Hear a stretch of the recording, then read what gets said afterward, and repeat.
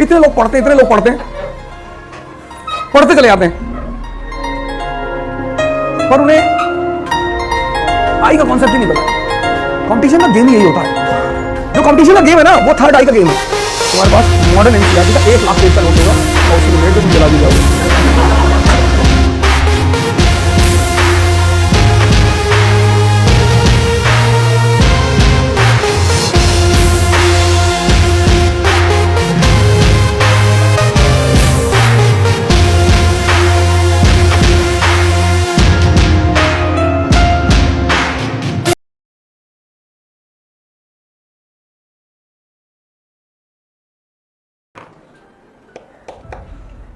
अब द्रोणाचार्य ने अर्जुन से कहा कि भाई तू आंख पे निशाना लगा,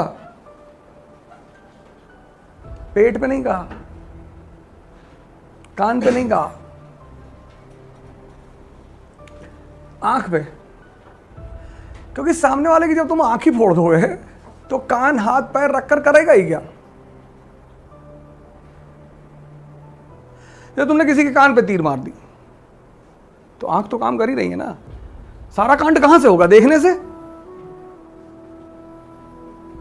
तुमने किसी की नाक काट ली तो दिखाई तो पड़ रहा है ना, तलवार तो चलाएगा ही वो। लेकिन आंख कितनी क्रूशियल बात है। 1000 बार, at least minimum 10 times, 20 times, whenever you have heard this story about Dronacharya asking all the 5 brothers to hit, it is on the eye. मछली की आंख, चिड़िया की आंख, ये आंख को ही क्यों निशाना बनाना है? You are getting what I am saying? Draupadi का स्वयंवर, चिड़िया की आंख पे, मछली की आंख पे निशाना लगाना है। जब पानी में देख के आंख पे ही निशाना लगाना है तो पूंछ पे लगवा लो। आंख का क्या लेना देना है कि जो कोर पॉइंट है, कोर सेंट्रल थीम, आंख को तुमने खत्म कर दिया ना, उसका सारे अंग अपने आप बेकार। Once you target the eyes, all other organs immediately become useless. Yes or no? इतने लोग पढ़ते चले जाते हैं, पर उन्हें आई का कॉन्सेप्ट ही नहीं पता है। तो पहला वर्ड मैंने सबसे पूछा था क्लास भर में कि कभी एनसीईआरटी पढ़े हो ना? हाँ, बहुत बढ़िया। चौरी चौरा इंसिडेंट क्यों हुआ? पढ़े हो ना उसमें? चौरी चौरा क्यों हुआ? देखो कहां पढ़े हो बेटा? तुमने कहा मुझे तैरना आता है, मैंने तुम्हें उठा के स्विमिंग पूल में फेंक दिया, तुम डूब के मर गए। अब ये बात तो तुम्ही ना मुझसे कही थी ना कि मुझे तैरना आता है। मैंने मुझे तैर ले तो हाँ, पूरा तैर ले तो हाँ, पूरा तैर लेते। मैंने उठाया, तुमको फेंक दिया, तुम डूब के मर गए। यही तो हो रहा है आईएएस की तैयारी में। क्या हो रहा है? What is happening in the IAS preparation? People think that they know. किसी चीज को सोचना कि मैं जानता हूं और किसी चीज को जानना, दो बिल्कुल अलग बातें हैं। हमको भी लगता है कि मैं हवाई जहाज उड़ा लूंगा, लेकिन लगने से क्या होता है? भाई ट्रक चला लिया, बस चला लिया, बड़ी बड़ी सारी गाड़ियां चलाई तो लगता है हवाई जहाज भी चला ही लेंगे यार। एक्सीलेटर, गियर, क्लच ही तो होगा। अगर मैं अभी आपसे यह पूछता कि गांधी के नाना का नाम बताओ, तो वो तो इडियोटिक क्वेश्चन है। इट्स अ इडियोटिक क्वेश्चन कि भैया फिर नाना की बीवी, उनके बड़ा भाई, उनकी बुआ। कंपटीशन का गेम ही यही होता है। जो कंपटीशन का गेम है ना, वो थर्ड आई का गेम है। The entire game of competition is the game of third eye. दो तो सबकी एक्टिव है, कभी कभी दो है, एक ही रहती है। 90% लोग इस दुनिया में सिर्फ एक आंख यूज करते हैं। ये बड़े आश्चर्य की बात है। तुमको बाहर मुसलमान मिलेंगे, हिंदू मिलेंगे, ईसाई मिलेंगे, अपर कास्ट, लोअर कास्ट, इंसान बहुत कम मिलेगा। सारी खुराफात बाहर यही तो है कि you view the things from one side. अभी इंटरव्यू होने जा रहा है इसका, तो इंटरव्यू में क्वेश्चंस पूछे जाएंगे, आर्टिकल 370 ओपिनियन। अब आर्टिकल 370 में 3 ओपिनियन बनेंगे। पहला ओपिनियन कश्मीरी का, उसका अपना ओपिनियन होगा। दूसरा ओपिनियन नॉन कश्मीरी का, यूपी, बिहार, पंजाब। और जो तीसरा ओपिनियन होगा वो एक पॉलिटिशियन का, ब्यूरोक्रेट का। And all the 3 opinions will be different.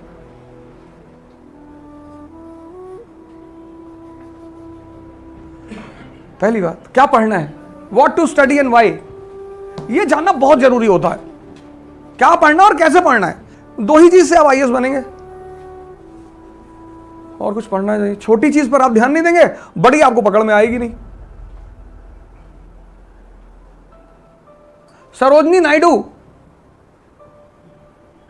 Accepted Mohammad Ali Jinnah as his rakhi brother. अब पता क्या होगा इस क्वेश्चन में, अब तुम रुक जाओगे। सरोजनी नायडू ने हिंदू मुस्लिम यूनिटी का एम्बेसडर कहा था उसको, तो राखी बांधा होगा तभी कहा। ये होता है बेवकूफ दिमाग का काम। जैसे अगर कोई मुझसे पूछे कि भैया बंबई का रास्ता जानते हैं, मुझे नहीं पता, मैं कहता हूं भैया मैं नहीं जानता, खत्म। जो बेवकूफ माइंड होते हैं ना वो कहते हैं कि बंबई, हाँ 17 से शायद एक रास्ता जाता है, जब तुम्हें पता ही नहीं तो क्यों बीच में जा रहे हो यार। तुम्हें या तो कोई चीज पता है या नहीं पता है। कहने में तो ऐसे लड़ा रहा था, अब तुम्हारे लड़ाने के चक्कर में अगला खत्म हो जाएगा। नहीं, वहां एक बार 17 गए थे तो बंबई लिखा हुआ था उधर, ऐसे एरो बना हुआ तो दिखा रहे थे कि ऐसे, तो हमें लगा कि उधर ही है बंबई। वो दिमाग वाले पीटी में फेल हो जाते हैं, वो दिमाग वाले पीटी से बाहर हो जाते हैं। नहीं पता ही नहीं, करना नहीं सर। 120 क्वेश्चन यहां पे हो रहे हैं आपके, 120 आपके मार्क्स आ रहे हैं, 110 प्लस आ रहे हैं sir. You are writing mains, why you are worried. करना ही नहीं, दिमाग ही नहीं लगाना सर। पढ़ना ही नहीं क्वेश्चन को कि गांधी काली धोती पहने थे, खत्म। दिमाग ही नहीं लगाना, जहां कुछ पता नहीं दिमाग ही नहीं लगाना। ये क्वेश्चंस होते हैं आपके दिमाग को भ्रष्ट करने के लिए। 40 क्वेश्चन अगर 60 के बीच में पड़ गए और 20 में अगर आप इस तरह रुक गए, तो you think what will happen to your mental status.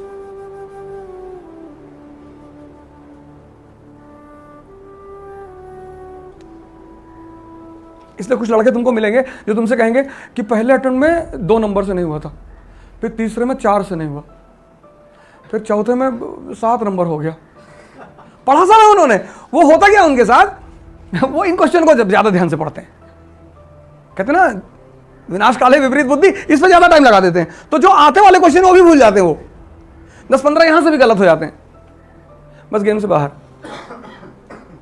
Mumbai का रास्ता नहीं पता मतलब नहीं पता, बस खत्म, तुक्का लगाना ही नहीं है।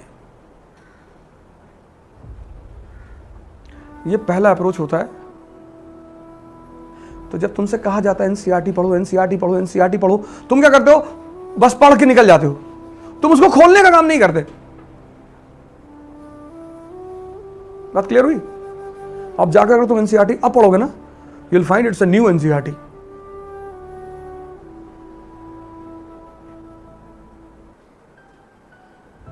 जिससे बहुत लड़के पूछते हैं एनसीईआरटी क्यों पढ़े भाई, जो तुम्हें बाहर बहुत सारे लोग मिलेंगे बोले NCERT, there is nothing in NCERT, लेकर आओ मेरे पास। ऐसे जैसे तुम बैठे हो ना, ऐसे हाथ वाथ रखे, ये चौरी चौरा सुनना तो है भैया। अबे सुनना भाई नहीं है। बॉलीवुड की कोई डांसर है कि नाम सुने हो, कि नाम तो सुना है। वहां से क्वेश्चन पूछेगा तुमसे वो,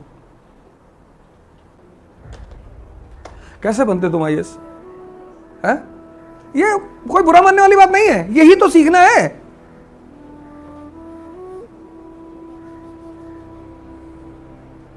देखो मिस कर गया ना, सोचो। इसको मैं बोलता हूं 13 वर्ड थेरेपी। नई थेरेपी निकाली मैंने। इसलिए बहुत लोग मेरे पास आते हैं, सर मेरा आईएएस होगा कि नहीं होगा सर। मैं कहता हूं 13 वर्ड है मेरे पास एनसीईआरटी के, अगर बता ले जाओगे तो हो जाएगा। पूछिए सर। कई बार ऐसा होता है एक भी वर्ड लोग नहीं बता पाते, कहते सुना तो है चौरी चौरा सर, सुना तो है, गन्ना बहुत होता है वहां पे। अबे गन्ना वन्ना नहीं, जो घटना पूछ रहे हो वो बताओ, गन्ना हो रहा है वहां पे। नहीं सर देवरिया के इलाका गन्ना बहुत होता है।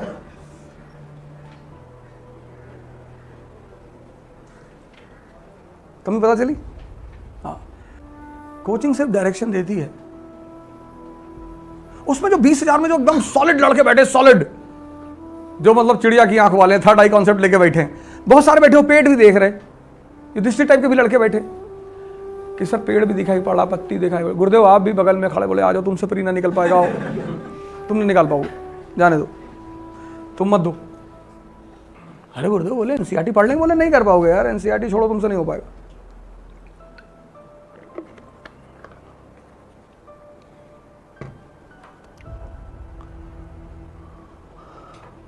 अब अकबर के बारे में तुम्हें सब कुछ याद रखना है, बट फारूक सियार, मोहम्मद शाह रंगीला, जिनका खुद का नाम जरूरी नहीं है, उनके मां बाप का नाम जान के क्या करोगे?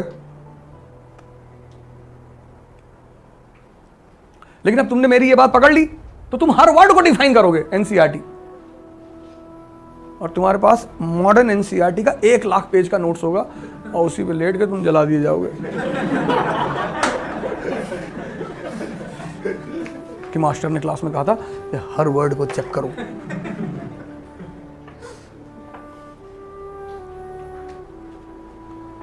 इसलिए मैंने कहां से शुरुआत किया? आई से। अब तुम्हें फारूक सियार का भी नाम मिलेगा फर्स्ट चैप्टर ऑफ एनसीईआरटी। ठीक है यार, जितना उसमें दिया हुआ एक बार टाइप करके देख लो, एक आध कोई बड़ा क्रूशियल सा फैक्ट मिल रहा है, ठीक है, नहीं तो हटाओ, कोई जरूरत ही नहीं।